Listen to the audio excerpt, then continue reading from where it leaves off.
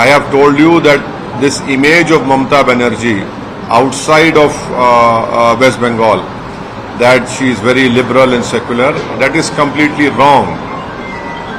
She has exploited the Muslims as only as vote bank. She has not treated them as citizens. There are huge corruption has happened and right under her administration, and SIR also the factor. But had the TMC treated Muslims as citizens, not as a mere vote bank, there would have been much development. See, हो सकता है कि बहुत सी चीजें हैं, मगर एक बात है कि ना सिर्फ बंगाल के मुस्लिम माइनॉरिटीज को बल्कि पूरे देश के मुस्लिम माइनॉरिटीज को ये सोचना है कि आपने वोट डालने का काम तो किया, मगर आपकी वोट की कीमत क्या है।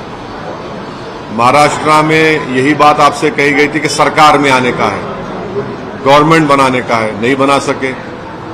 बिहार में यही बोला गया कि सरकार बनाने का है, नहीं बना सके।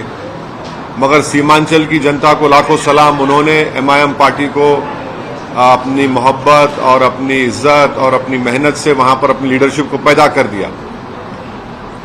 बंगाल में आज नहीं सरकार बनाना है, बस सरकार 15 साल सरकार है, क्या हुआ मुसलमानों को? आपने वोट दिया, तब भी बीजेपी वहां पर जीत गई। दिल्ली में ऐसे हुआ, नहीं सरकार बनाने का है, आप नहीं बना पाए, आपने वोट दिया, वहां बीजेपी की सरकार आ गई। मेरा मानना यह है कि यकीनन हमको फासिस्ट और कम्युनल फोर्सेस को रोकना है। इसका हरगिज मतलब ये नहीं निकल सकता कि कोई मुसलमान की पॉलिटिकल लीडरशिप ना बने। आपकी आवाज की जरूरत है। आसाम में देखिए, आसाम में ही बोला गया 50,000 मुसलमानों को हेमंत बिस्व शर्मा की गवर्नमेंट ने उनको अनकॉन्स्टिट्यूशनल इलीगल तरीके से उनको बेघर कर दिया। फिर वहां पर बोला गया सरकार बनाने, क्या सरकार बनाए बताइए? अगर वही अजमल साहब के ज्यादा MLA जीतते तो आपकी एक इंडिपेंडेंट पॉलिटिकल वॉइस भी होती वहां पर। तो ये चीज है। रिजल्ट के बाद ममता बनर्जी ने कहा कि 100 से ज्यादा सीटों पे धांधली हुई है, तो इसमें आप क्या बोलेंगे? अब वो बताए, आप लोगों को प्रूफ करें कहां धांधली हुई, उनको वो बता सकते हैं, क्योंकि वो तो 15 साल से CM रही हैं। अब वो आप लोगों को बताए क्या क्या हुआ, क्या नहीं हुआ। मेरा मानना यह है कि एक वजह SIR भी थी, मगर ममता बनर्जी 15 साल से सरकार में थी और वो देख रही थी कि बिहार में SIR का क्या हुआ। तो उनकी पार्टी ने, उनकी सरकार ने जितने नाम कटे गए, उनको हेल्प क्यों नहीं किया आपने? आप सुप्रीम कोर्ट चले गए, एक सिंबॉलिज्म था वो। हैदराबाद में हम लोगों ने, आप देख रहे हैं हमारे ऑफिस में कितने लोगों को हम हेल्प कर रहे हैं। यहां पर आप तो सत्ता में थे ना, आप तो कर सकते थे। आप कोर्ट को गए, ठीक है, ड्राफ्ट लिस्ट से पहले आप क्या क्या नहीं करना था, चाहिए था आपको। आज भी हम कह रहे हैं कि SIR को सिटीजनशिप से जोड़ना ये गलत है।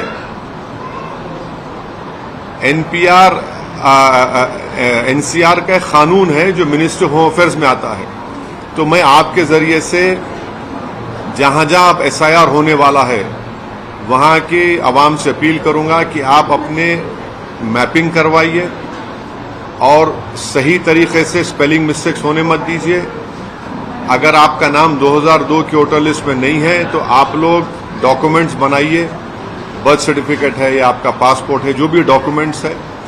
और महाराष्ट्र में और तेलंगाना में तो हमारे हेल्प डेस्क सेंटर्स चल रहे हैं और 9 तारीख के दिन औरंगाबाद में मैं खुद जा रहा हूं। वहां पर हम लोग जो एक नया सिस्टम जो क्रिएट करें उसका हम लॉन्च करेंगे ताकि वोटर्स को आसानी हो मैपिंग कराने में। उसके बाद देखिए, ड्राफ्ट लिस्ट आने के बाद मुश्किल हो जाता है और अंडर एस्टिमेट मत करिए। सिर्फ वोट डालने का मसला नहीं है, इसका ताल्लुक आपकी सिटीजनशिप से है। तो ये चीजें हैं। और साथ ही साथ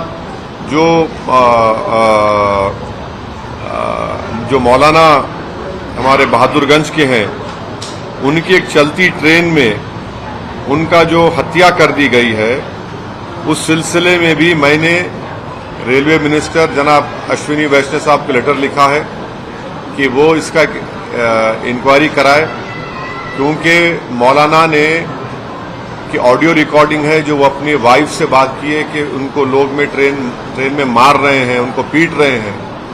और बरेली पुलिस के पास भी कल मरहूम मौलाना की वाइफ गई थी, बेवा गई थी, वो वहाँ के MIM के लीडर्स के साथ। उन्होंने बाकायदा कंप्लेन भी दिया, एक FIR भी इशू हुआ।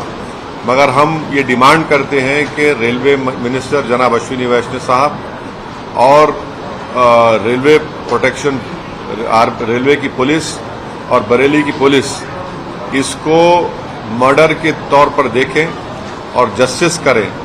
ये एक खुली मिसाल है, ये हेट क्राइम है। मौलाना का मर्डर हुआ है ट्रेन में, ये एक हेट क्राइम है और इसकी इंडिपेंडेंट इन्वेस्टिगेशन होनी चाहिए। और रेलवे पुलिस और रेलवे अथॉरिटीज के पास पूरा रिकॉर्ड होगा कि उस कंपार्टमेंट में जिसमें मौलाना थे कौन कौन पैसेंजर थे उसमें, और उनको अरेस्ट करना चाहिए, इंक्वायरी होनी चाहिए, सख्त से सजा होनी चाहिए और मौलाना की मौत को रायगा नहीं जाना देना चाहिए। वो उन्होंने जो हरकत की है उनको कानून के जरिए सख्त सजा मिलनी चाहिए, तभी जाकर मौलाना को और उनके मौलाना की वाइफ को, उनके परिवार को जस्टिस मिलेगा।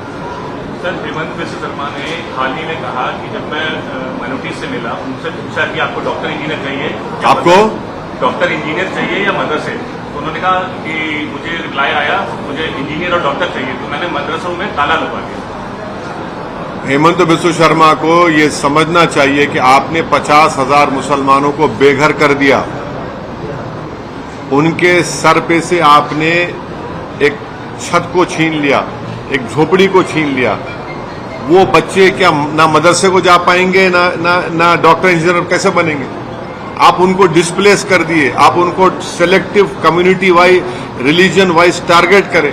क्या बात कर रहे हैं वो, क्या बोलते हैं वो? इतना हेटरेट क्यों है उनको? जो लोग भारत के नागरिक हैं उनको आप भारत का नागरिक नहीं। और उन्होंने एक इंटरव्यू में बोला कि हम रात के अंधेरे में बांग्लादेश में उनको ढकेल दिए। या वो क्या भारत के फॉरेन मिनिस्टर हैं? वो बांग्लादेश से हम ताल्लुकात अच्छे करने की कोशिश कर रहे हैं और बांग्लादेश स्टेबल हो, बांग्लादेश से ताल्लुकात अच्छे हो, ये हमारे लिए नॉर्थ ईस्ट के लिए बहुत जरूरी है। बांग्लादेश में चाइनीज जाकर बैठ गए, बांग्लादेश में ISI जाकर बैठ रहा है और वो नए फॉरेन मिनिस्टर बन चुके हैं और बोले कि रात के अंधेरे में हमने 1000 लोगों को ढकेल दिया बांग्लादेश में। कैसा ढकला आपने? क्या MHA ने उसकी इजाजत दी? मिनिस्ट्री ऑफ होम अफेयर्स में कमेटी होती है, वो कमेटी तय करती है, फिर वो फॉरेनर्स ट्रिब्यूनल को जाता, बताए फॉरेनर्स जजमेंट बताए। तो वो तो आर्बिट्रली माने मिनिस्टर ऑफ एक्सटर्नल अफेयर्स भी हो चुके हैं, MHA का रोल भी अदा कर रहे हैं और उससे हमारे भारत के बांग्लादेश के ताल्लुक खराब हो रहे हैं। तो ये सिर्फ डिस्क्रिमिनेशन और हेटरेट के ऊपर ये काम कर रहे हैं वो। Sir, Assam, Puducherry, West Bengal BJP ने अपने कब्जे में ले लिया, जीत हासिल कर ली है। क्या अगले लोकसभा चुनाव में आपको लगता है इसका इन्फ्लुएंस पड़ेगा? अगले लोकसभा में तो 29 में है ना। पॉलिटिक्स तो एक डायनेमिक सिचुएशन डेवलप होता है। तो आप भारत की जनता पर आप ज्यादा आपका अंदाजा नहीं है। भारत की जनता बड़ी बाशऊर है और मुझे यकीन है कि 29 में जो हालात होंगे, अभी तो बहुत दिन बाकी है, समझे ना। पॉलिटिक्स में एक दिन भी बहुत दिन होता है, 24 घंटे बहुत टाइम होता है पॉलिटिक्स में। ओके, हाँ, कौन बोल रहे? हाँ, नहीं, क्या कौन पसंद कर रहे? नहीं, मेरा बोलना यह है कि मुस्लिम माइनॉरिटीज को यकीनन फाशिस्ट कम्युनल फोर्सेस को हराना चाहिए, मगर आप अपने वोट से आप तो वोट डाल रहे हैं। हरियाणा में क्या हुआ? फिर आपने वोट डाला दिल्ली में यही बोल के वोट डाला कि सरकार बनाने का है। मुसलमान साथ दो, सरकार बनती नहीं है और आपका इंडिपेंडेंट लीडरशिप आपकी बनती नहीं है, बीजेपी जीतती है। महाराष्ट्र में ये बोले सरकार बनाना है, साथ दीजिए, आपने वोट दिया, क्या हुआ? आपका इंडिपेंडेंट लीडरशिप नहीं बनती है। फिर बिहार में ये यही बोला गया, मगर बिहार की सीमांचल की जनता को सलाम, उन्होंने बड़ी हिकमत से, बड़ी बहादुरी से MIM के 5 MLA को कामयाब के लीडरशिप बना दी। ये सब, चाहे वो आम आदमी पार्टी हो, बंगाल में ममता बनर्जी 15 साल से, आप जाकर देखो मुस्लिम इलाकों में क्या हाल है वहां पर, क्या आपने इंसाफ किया उन लोगों के साथ। गुर्बत उनका मुकद्दर बना के रख दिया आप। और फिर मालदा मुर्शिदाबाद में लाखों में वहां पे मुसलमान माइग्रेशन करते हैं एज ए लेबर के तौर पर। फिर वही बोला गया नहीं नहीं नहीं, सत्ता बनाना है, पार्टी क्या बनाए, बीजेपी जीत गई। बंगाल में पूरे इंडिया में एक ही प्रदेश है जहां पर 60 असेंबली कॉन्स्टिट्यूंसीज हैं जहां पर मुसलमान मेजॉरिटी में है, कोई स्टेट में नहीं है। 60 असेंबली कॉन्स्टिट्यूंसी जहां पर मुसलमान मेजॉरिटी में है और 20 ऐसे असेंबली कॉन्स्टिट्यूंसी जहां मुसलमान 30 to 40% है, तब भी बीजेपी जीत रही वहां पर। लोग मुझ पे बहुत उंगलियां उठाते, आजकल बहुत से लोग हो गए जो खाली घर में बैठ के एक आर्टिकल लिखते, 1 मिनट का 2 मिनट यूट्यूब बनाते, जमीन पे ले जाते हैं लोग। और यही लोग दुश्मन है मुसलमानों के, जो नहीं देख रहे इन चीजों को, जो ये समझते नहीं मुस्लिम लीडरशिप को खाली वोट। अरे वोट डालने वाले कब तक बनेंगे मुसलमान? सिटीजन विद राइट्स नहीं बनेंगे। बताइए आज आप दारुस्सलाम में बैठे, यहां पर 1000 लोग बैठे हुए, 1 महीने से एसआईआर का काम चल रहा है। बंगाल में क्या टीएमसी ने क्या काम, ये कोर्ट को गए, अरे आप करना था।